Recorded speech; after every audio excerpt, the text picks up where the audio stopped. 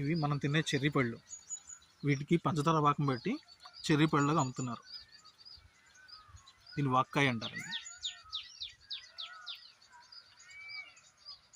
మీకు కొన్ని సౌండ్లు వినిపిస్తున్నాయి కదా, అవి నెమలి అరుపులు. దగ్గరలో నెమళ్ళు ఎక్కువ ఉన్నాయండి. ఈ ఫామ్ హరిబాబు గారి, సుఖవాస్ హరిబాబు గారి natural farm, near to Shamshabad.